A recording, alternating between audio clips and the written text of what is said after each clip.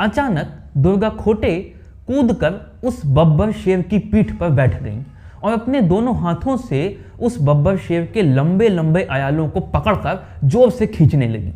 उस बब्बर शेर ने मारुति को छोड़ पलटकर दुर्गा खोटे पर हमला कर दिया। किसी की जिंदगी की पूरी कहानी को केवल एक वीडियो में समेट देना मुश्किल है, नामुमकिन नहीं। आज मैं आपके लिए बॉलीवुड की first ever educated actress Durga खोटे की जिंदगी की पूरी कहानी लेकर आया हूँ। बच्चों को पढ़ाने वाली एक ट्यूशन टीचर कैसे बन गई बॉलीवुड की फर्स्ट एवर एजुकेटेड एक्ट्रेस। कैसे एक बच्चे की जान बचाने के लिए दुर्गा खोटे ने की थी बब्बर शेर से लड़ाई, वो भी असल में, फिल्म की शूटिंग में या शूटिंग की रिहर्सल में नहीं, एकदम असलियत में। क्यों लोगों की भीड़ ने दुर्गा खोटे को सड़क पर दौड़ा दौड़ा कर पत्थरों से मारा। 20 साल की ही उम्र में कैसे विधवा हो गई दुर्गा खोटे। कैसे दुर्गा खोटे ने अपने जवान बेटे की अर्थी को कंधा दिया और अपनी विधवा बहू का पुनर्विवाह करवाया। और क्या रिश्ता है दुर्गा खोटे का भारत के पहले प्रधानमंत्री पंडित जवाहरलाल नेहरू से। इन तमाम सवालों के जवाब आपको मिलेंगे सिर्फ इस एक वीडियो में। तो चलिए शुरू करते हैं। दुर्गा खोटे का जन्म 14 जनवरी सन 1905 को गोवा के कोंकणी बोलने वाले एक कोंकण परिवार में हुआ था। दुर्गा खोटे के पैदा होने के बाद उनका परिवार गोवा से बम्बई शिफ्ट हो गया।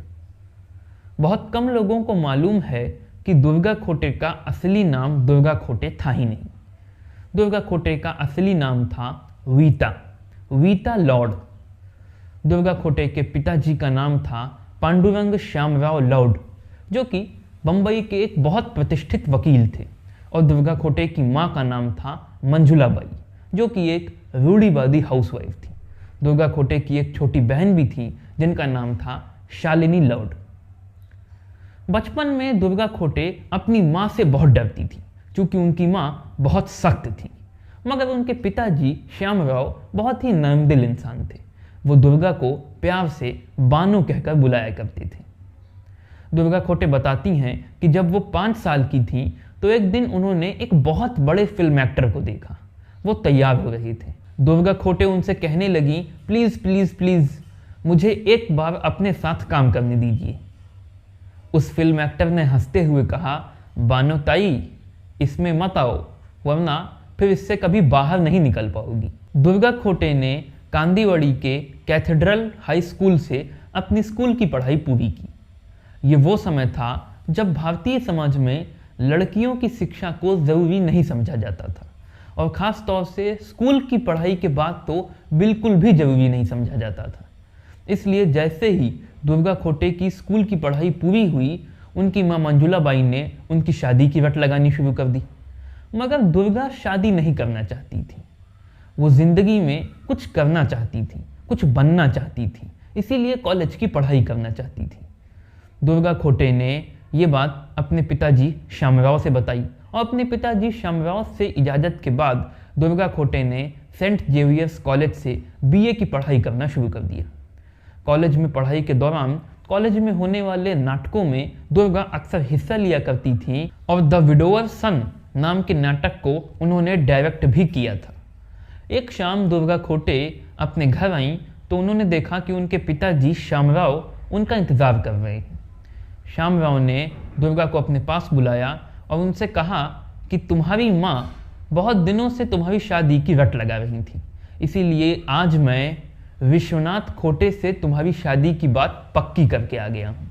ये बात सुनते ही दुर्गा का चेहरा उतर गया। दुर्गा की माँ मंजुला बाई तो सबका मुंह मीठा कराने के लिए नौकर को मिठाई लाने के लिए कहने चली गई। दुर्गा के पिता श्यामराव समझ गए कि दुर्गा क्यों मायूस हैं। उन्होंने दुर्गा से कहा, मैं जानता हूँ तुम कॉलेज की पढ़ाई करना चाहती हो, मगर ये काम तुम शादी के बाद भी कर सकती हो। जैसे तुम्हारी चचेरी बहन ने शादी के बाद लॉ का इम्तिहान दिया, वैसे ही तुम शादी के बाद अपनी कॉलेज की पढ़ाई जारी रखना। पिताजी की ये बात सुनकर दुर्गा मन महसूस कर शादी के लिए राजी हो गई। इसके बाद 18 साल की दुर्गा खोटे की बनारस हिंदू यूनिवर्सिटी से पढ़े और लंदन से लौट कर आए मैकेनिकल इंजीनियर विश्वनाथ खोटे से शादी हो गई। मगर शादी के बाद वैसा नहीं हुआ जैसा दुर्गा खोटे के पिताजी ने उनसे कहा था। शादी के बाद जब दुर्गा खोटे ने कॉलेज की पढ़ाई जारी रखने की अपनी इच्छा अपने पति विश्वनाथ खोटे को बताई तो ससुराल वालों ने साफ इनकार कर दिया, क्योंकि ससुराल वालों को यह बर्दाश्त नहीं था कि उनके घर की बहू कॉलेज में दूसरे लड़कों के साथ पढ़ाई करे। इसलिए बहुत चाहने के बावजूद भी दुर्गा शादी के बाद कॉलेज की पढ़ाई जारी नहीं रख सकी। वो ग्रेजुएशन नहीं कर पाई। समय बीतने लगा। समय बीतने के साथ ही दुर्गा खोटे और विश्वनाथ खोटे के 2 बेटे हुए, जिनमें से एक का नाम दुर्गा ने रखा बकुल, दूसरे का नाम हविन। दुर्गा अब पूरी तरह से अपने पति, बच्चों और ससुराल वालों की सेवा सत्कार में ही रम गई थी। दुर्गा के पति विश्वनाथ खोटे चूँकि बहुत ही रईस परिवार से ताल्लुक़ रखते थे, लंदन से रहकर आए थे, इसलिए बहुत शान और शौकत से रहने और फिजूल खर्ची करने के आदी थे। दुर्गा उनको कई बार सावधान किया करती थी, मगर अपने घमंड में वो दुर्गा की बातों पर ध्यान नहीं देते थे और इसका खामियाजा उन्हें एक दिन बहुत बड़ी कीमत के रूप में चुकाना पड़ा। एक शाम विश्वनाथ खोटे दुर्गा के पास आए और उन्होंने दुर्गा को बताया कि वो शेयर मार्केट में अपना सब कुछ हार गए हैं, वो कंगाल हो चुके हैं। इसके 10-15 दिन बाद ही दुर्गा खोटे के पूरे परिवार को अपना पुश्तैनी मकान छोड़ना पड़ा। वो पूरी तरह से सड़क पर आ गए। दुर्गा खोटे के पति विश्वनाथ खोटे को अपनी मैकेनिकल इंजीनियरिंग की पढ़ाई के दम पर कहीं कोई नौकरी नहीं मिली, तो कहा जाता है कि उन्होंने एक दुकान पर काम करना शुरू कर दिया, जिससे परिवार में कुछ पैसे आने लगे। मगर विश्वनाथ खोटे की शान और शौकत से रहने और फिजूल खर्ची करने की आदत की वजह से तनख्वाह का आधे से ज़्यादा हिस्सा तो वो क्लब में बिलियर्ड्स खेलने में उड़ा दिया करते थे। एक ऐसी ही रात जब वो क्लब से बिलियर्ड्स खेल कर वापस घर लौट रहे थे तो कहा जाता है कि एक वाहन ने उन्हें ज़ोरदार टक्कर मार दी, जिसकी वजह से उनकी मौके पर ही मौत हो गई। मशहूर न्यूज़पेपर अमर उजाला के मुताबिक उस वक्त दुर्गा खोटे की उम्र केवल 20 साल थी। पति विश्वनाथ खोटे के मरने के बाद दुर्गा खोटे और उनके परिवार पर आर्थिक संकट और गहरा गया। पति विश्वनाथ खोटे के मरने के कुछ ही महीनों बाद उनके ससुर भी इस दुनिया से चल बसे। अब दुर्गा खोटे और उनके दोनों बेटे आर्थिक तौर से अपने ससुराल के दूसरे रिश्तेदारों पर निर्भर हो गए थे और दुर्गा खोटे को यह कतई स्वीकार नहीं था। दुर्गा खोटे अपने दोनों बेटों के साथ अपने मायके अपने माता पिता के घर आ गईं। मगर दुर्गा अपने माता पिता पर भी बोझ नहीं बनना चाहती थी, इसीलिए वो अपने दोनों बेटों बकुल और हरिन को अपने माता पिता की देखरेख में छोड़कर सड़क पर काम ढूंढने निकल पड़ती थी। दुर्गा अपने स्कूल गईं, उसी स्कूल कैथेड्रल हाई स्कूल जहां वो पढ़ा करती थी, टीचर की जॉब मांगने के लिए। मगर चूंकि दुर्गा ग्रेजुएट नहीं थी, इसलिए प्रिंसिपल ने उन्हें टीचर की जॉब देने से इनकार कर दिया। मगर चूंकि दुर्गा उस स्कूल की एक्स स्टूडेंट रह चुकी थी और प्रिंसिपल के साथ भी उनके अच्छे रिलेशन थे, इसीलिए प्रिंसिपल ने दुर्गा को अपने एक परिचित के पास भेज दिया, जिन्हें अपने बेटे को पढ़ाने के लिए एक ट्यूशन टीचर की ज़रूरत थी।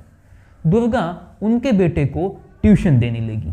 धीरे धीरे दुर्गा उस पूरे इलाके में ट्यूशन टीचर के तौर पर मशहूर हो गई और आसपास के घर के 7-8 बच्चे उनसे ट्यूशन पढ़ने आने लगे। इस तरह से 7-8 बच्चों को ट्यूशन पढ़ाकर दुर्गा कुछ पैसे कमाने लगी, मगर ये पर्याप्त नहीं था। एक दिन दुर्गा ट्यूशन पढ़ाकर घर लौटी तो उन्होंने देखा कि उनकी छोटी बहन शालिनी एक सूट बूट पहने जेंटलमैन के साथ उनका इंतज़ार कर रही हैं। शालिनी ने बताया कि ये मिस्टर JBH वाडिया हैं, जो फरेबी जाल नाम की एक फ़िल्म बना रहे हैं और उस फिल्म में JBH वाडिया शालिनी को एक 10 मिनट का रोल देना चाहते हैं, मगर शालिनी वो रोल नहीं कर सकती। शालिनी ने दुर्गा से कहा कि वो कर ले। दुर्गा को उस वक्त पैसों की सख्त ज़रूरत थी। दुर्गा राज़ी हो गई। कॉलेज के ज़माने में मंचों पर अभिनय करके उन्होंने अभिनय की बारीकियों को समझ लिया था। इस तरह से साल 1932 में रिलीज़ होने वाली साइलेंट फिल्म फरेबी जाल से दुर्गा खोटे ने अपना फिल्म डेब्यू किया। जब ये फिल्म रिलीज़ हुई तब पूरी बम्बई में हड़कंप मच गया। दरअसल ये वो ज़माना था जब फिल्मों को समाज में अच्छी नज़रों से नहीं देखा जाता था और लड़कियों का फिल्म में काम करना तो बहुत ही बुरा समझा जाता था। इसीलिए उस वक्त की फिल्मों में महिलाओं के किरदार भी अधिकतर पुरुष ही निभाया करते थे और अगर कोई लड़की या औरत फिल्म में काम करती थी तो वो या तो नाचने वाली होती थी या तो कोई कोठे वाली होती थी। इसी वजह से फिल्म में काम करने वाली लड़कियों और औरतों को चरित्रहीन माना जाता था।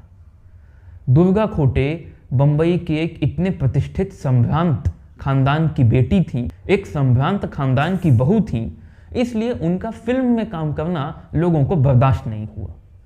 फिल्म फरेबी जाल के रिलीज होने के अगले ही दिन से बंबई की सड़कों पर दुर्गा खोटे का चलना मुश्किल हो गया। वो जहां जाती वहां लोग उन पर थूकते। दुर्गा खोटे ने एक मशहूर न्यूज़ चैनल को दिए हुए एक इंटरव्यू में कहा था कि फिल्म फरेबी जाल के रिलीज होने के बाद वो जहां जाती वहां लोगों की भीड़ लग जाती। लोगों ने उन्हें गालियां दी, अनाप शनाप बातें कहीं, दौड़ा दौड़ा कर पत्थर मारी, मगर दुर्गा को अब भी लगता था कि फिल्म में काम करके उन्होंने कुछ गलत नहीं किया। उन्होंने क्या किया है? सिर्फ अभिनय तो किया है, इसमें गलत क्या है? दुर्गा के इस निर्णय में उनके माता पिता भी उनके साथ थे, मगर ऐसा दुर्गा को लगता था कि उन्होंने कुछ गलत नहीं किया है। लोगों को लगता था कि उन्होंने बहुत गलत किया है और इसका एक बहुत बड़ा खामियाजा दुर्गा खोटे को चुकाना पड़ा। फिल्म फरेबी जाल के रिलीज होने के बाद जब दुर्गा ट्यूशन पढ़ाने गई तो सभी बच्चों के पेरेंट्स ने दुर्गा को ट्यूशन पढ़ाने से इनकार कर दिया, क्योंकि उनकी नज़रों में अब दुर्गा एक बाजारू औरत बन गई थी। फिल्म से कुछ पैसे कमाने के चक्कर में ट्यूशन से जो कुछ पैसे हाथ में आ रहे थे अब वो भी चले गए। इसी वजह से दुर्गा का अब फिल्म से मोह भंग हो गया। उन्होंने फैसला कर लिया कि अब वो कभी किसी फिल्म में काम नहीं करेंगी। उन्हीं दिनों मशहूर फिल्म निर्देशक वी शांताराम राजा हरिश्चंद्र की कहानी पर एक फिल्म बनाने की सोच रहे थे। ये फिल्म साल 1913 में रिलीज होने वाली दादा साहब फाल्के द्वारा निर्मित भारत की पहली फिल्म राजा हरिश्चंद्र की रीमेक थी और इसे वी शांताराम 2 लैंग्वेजेस में बनाने की सोच रही थी, एक मराठी में अयोध्या के राजा और दूसरा हिंदी में अयोध्या के राजा। और इसमें वो रानी तारामती का किरदार दुर्गा खोटे को देना चाहते थे, मगर दुर्गा का पहली फिल्म में काम करने का अनुभव इतना घटिया था कि उन्होंने इस फिल्म में काम करने से साफ इनकार कर दिया। मगर वी शांताराम ने भी हार नहीं मानी। कहा जाता है कि वी शांताराम फिल्म के हीरो गोविंदराव तेंबे के साथ दुर्गा खोटे को समझाने के लिए, मनाने के लिए उनके घर इतनी बार गए कि धूप के मारे गोविंदराव तेंबे का चेहरा काला हो गया, जिसकी वजह से गोविंदराव तेंबे के दोस्त उन्हें चिढ़ाने लगे कि गोविंदराव तेंबे को अयोध्या का राजा कहा जाए या अफ्रीका का राजा कहा जाए। खैर, वी शांताराम के बहुत समझाने की वजह से दुर्गा मान गई। इस निर्णय में दुर्गा के माता पिता उनके साथ नहीं थे। उनके मुताबिक दुर्गा को इस फिल्म में काम करने के लिए राजी नहीं होना चाहिए था अगर उनकी पहली फिल्म का अनुभव इतना घटिया था। मगर चूंकि दुर्गा को ऐसा लग रहा था कि ये वी शांताराम की फिल्म है, इसमें जरूर कुछ अच्छा होगा, इसलिए उन्होंने इस फिल्म में काम किया। फिल्म के रिलीज होने से एक दिन पहले दुर्गा बहुत डर रही थी, क्योंकि वो दोबारा से वो सब फेस नहीं करना चाहती थी जो वो पहले फेस कर चुकी थी। फिल्म अयोध्या के राजा रिलीज हुई और सुपर डुपर से भी ऊपर हिट हुई। इस फिल्म में लोगों को दुर्गा खोटे का किरदार पसंद आया। इस फिल्म के हिट हो जाने से दुर्गा खोटे की हिम्मत कुछ बढ़ी और दुर्गा खोटे ने फिल्म अयोध्या के राजा के बाद जीवन नाटक, राजरानी मीरा, इंकलाब और पतित पावन जैसी कुछ फिल्मों में काम किया।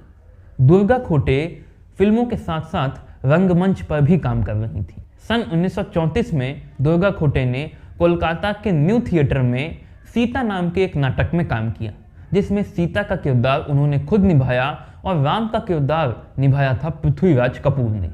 उस नाटक को देखने के लिए चीफ गेस्ट के तौर पर आए थे मशहूर कवि रविंद्रनाथ टैगोर। रविंद्रनाथ टैगोर को नाटक बहुत पसंद आया। नाटक की ऐसी सफलता को देखकर जब न्यू थिएटर के मालिक BN सरकार ने इस नाटक को एक फिल्म के रूप में ढालने का निर्णय लिया तो गुरुदेव रविंद्रनाथ टैगोर ने इस फिल्म में सीता के किरदार के लिए दुर्गा खोटे और राम के किरदार के लिए पृथ्वीराज कपूर के नाम को सुझाया। यही हुआ, सीता फिल्म बनी और दुर्गा खोटे ने इस फिल्म में सीता का किरदार निभाया। सीता फिल्म सुपर डुपर से भी ऊपर हिट हुई और इस फिल्म के बाद दुर्गा खोटे का फिल्म कैरियर रफ्तार के साथ आगे बढ़ने लगा। इस फिल्म में काम करके दुर्गा खोटे ने अपना नाम उस जमाने के उन चंद कलाकारों में शामिल करवा लिया जिन्होंने स्टूडियो सिस्टम को ब्रेक किया। स्टूडियो सिस्टम माने स्टूडियो एक कलाकार को मंथली सैलरी पर अपने यहाँ नौकरी दे देता था। तब उस कलाकार पर बंदिश लग जाती थी कि वो उस स्टूडियो के बैनर तले प्रोड्यूस की हुई फिल्मों में ही काम करेगा, किसी और की बैनर तले प्रोड्यूस की हुई फिल्मों में नहीं। दुर्गा खोटे ने अब तक जितनी फिल्मों में काम किया था उन सबको प्रभात फिल्म्स ने प्रोड्यूस किया था, मगर न्यू थिएटर्स के बैनर तले बनी सीता में काम करके दुर्गा खोटे ने स्टूडियो सिस्टम को ब्रेक कर दिया और अपने आप को एक फ्रीलांस आर्टिस्ट के तौर पर स्थापित किया। दुर्गा खोटे ने प्रभात फिल्म्स और न्यू थिएटर्स के अलावा प्रकाश पिक्चर्स और new east India films and company के बैनर तले प्रोड्यूस की हुई प्रतिभा और सगाई जैसी फिल्मों में भी काम किया। प्रभात फिल्म्स के बैनर तले बनने वाली फिल्म माया मच्छिंद्र की शूटिंग के दौरान एक गजब घटना हो गई। दरअसल इस फिल्म में एक असली बाज के कुछ सीन्स को भी शूट किया जाना था। शूटिंग के दौरान बाज अचानक बेकाबू हो गया और उसने एक चरित्र अभिनेता पर हमला कर दिया। अचानक दुर्गा खोटे ने उस बाज को पकड़ लिया। बाज ने लाख प्रयास किए, मगर उसके लाख प्रयासों के बावजूद दुर्गा खोटे ने उसे नहीं छोड़ा, उसे तब तक पकड़े रखा जब तक उसका ट्रेनर वहां पर नहीं आ गया। और ये तो कुछ भी नहीं, इसके बाद दुर्गा खोटे ने जो बहादुरी दिखाई उसे सुनकर आप चौंक जाएंगे। दरअसल कोल्हापुर में एक फिल्म की शूटिंग हो रही थी और इस फिल्म में असली के बब्बर शेरों को दिखाया जाना था। इसके लिए कुछ बब्बर शेर सेट पर मौजूद थे, उनका ट्रेनर भी वहां पर मौजूद था। ट्रेनर कहीं पर थोड़ी देर के लिए गया हुआ था। अचानक उनमें से एक बब्बर शेर बेकाबू हो गया और उसने मारुति नाम के एक चाइल्ड एक्टर पर हमला कर दिया। अचानक दुर्गा खोटे कूदकर उस बब्बर शेर की पीठ पर बैठ गईं और अपने दोनों हाथों से उस बब्बर शेर के लंबे लंबे आयालों को पकड़कर जोर से खींचने लगी। उस बब्बर शेर ने मारुति को छोड़ पलटकर दुर्गा खोटे पर हमला कर दिया।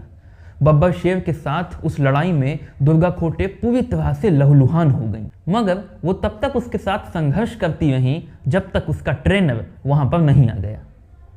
दुर्गा खोटे की ऐसी बहादुरी को देखकर पूरी यूनिट का मुंह खुला का खुला रह गया था। कहा जाता है कि इस लड़ाई में दुर्गा खोटे इतनी बुरी तरह से घायल हो गई थीं कि उन्हें हॉस्पिटल में एडमिट करना पड़ा, मगर दुर्गा खोटे को खुशी इस बात की थी कि उन्होंने मारुति की जान बचा ली। इसके बाद दुर्गा खोटे ने अधूरी कहानी, यमला जट, गीता, नरसी भगत, पृथ्वी वल्लभ और महात्मा विदुर जैसी फिल्मों में काम किया। भरत मिलाप फिल्म में कैकेयी का किरदार निभाने के लिए दुर्गा खोटे ने 4-5 अलग अलग भाषाओं की रामायण पढ़ी।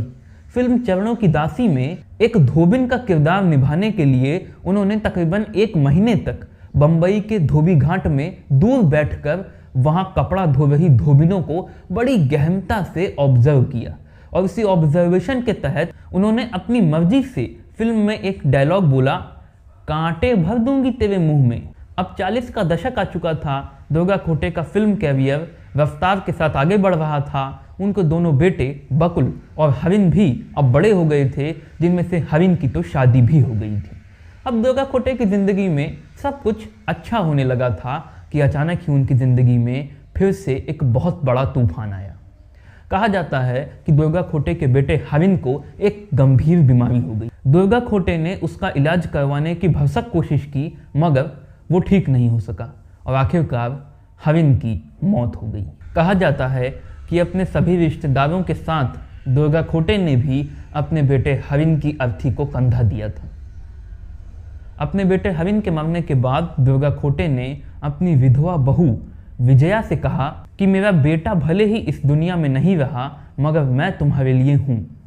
तुम्हें अपनी ज़िंदगी को फिर से शुरू करना होगा, तुम्हें फिर से शादी करनी होगी, तुम्हें अपने पैरों पर खड़ा होना होगा। अगर तुम चाहो तो मैं तुम्हें किसी स्टूडियो में नौकरी दिलवा सकती हूँ। कहा जाता है कि अपनी विधवा बहू विजया की फारूक मेहता के साथ शादी का सुझाव भी दुर्गा खोटे ने ही दिया था और दुर्गा खोटे ने विजया की शादी में शिरकत भी की थी।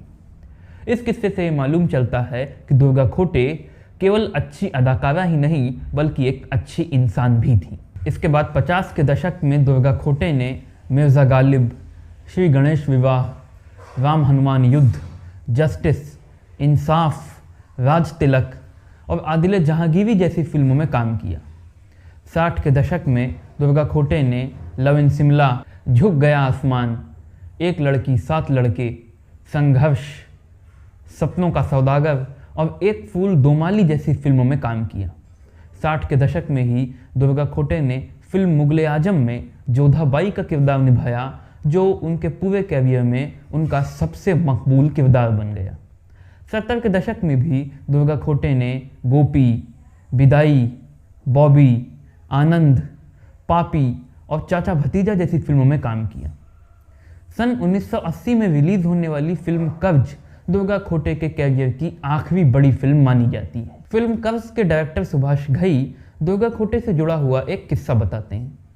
किस्सा ये कि कर्ज का एक सीन ऐसा था जिसे उसी डेट को शूट किया जाना ज़रूरी था। ये सुभाष घई की मजबूरी थी। अगर वो सीन वो अगली डेट पे पोस्टपोन करते तो उन्हें बहुत बड़ा फाइनेंशियल लॉस हो सकता था। और उस सीन की शूटिंग उसी डेट को कंप्लीट करते करते रात के 11:30 बजने के चांसेस थे। और दुर्गा खोटे की तबीयत खराब थी। बुढ़ापे का बुखार बड़ा तकलीफदेह होता है।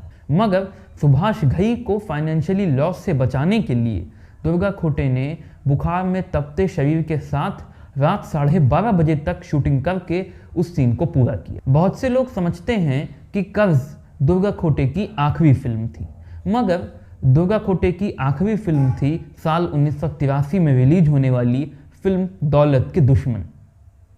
साल 1991 में दुर्गा खोटे ने अपना एक इंटरव्यू दिया था और उस इंटरव्यू में उन्होंने कहा था कि अभी भी उनकी ज़िंदगी के कुछ ऐसे लक्ष्य हैं जिन्हें वो पूरा करना चाहती हैं, मगर अब लगता है कि उनके शरीर में ताकत नहीं रही। और इसी इंटरव्यू के चंद महीनों बाद 22 सितंबर सन 1991 को 86 साल की उम्र में दुर्गा खोटे इस दुनिया से रुखसत हो गई। दुर्गा खोटे की ज़िंदगी की कहानी यहीं पर ख़त्म होती है। मगर ये वीडियो मैं ख़त्म करना चाहता हूँ उस सवाल का जवाब देकर जिसका जिक्र मैंने वीडियो की शुरुआत में किया था। आखिर भारत के पहले प्रधानमंत्री पंडित जवाहरलाल नेहरू के साथ कौन सा रिश्ता था दुर्गा खोटे का? दरअसल दुर्गा खोटे की कजिन थी शारदा मुखर्जी, जिनके सगे चाचा रंजीत सीताराम पंडित पति थे पंडित जवाहरलाल नेहरू की सगी बहन विजया लक्ष्मी पंडित के।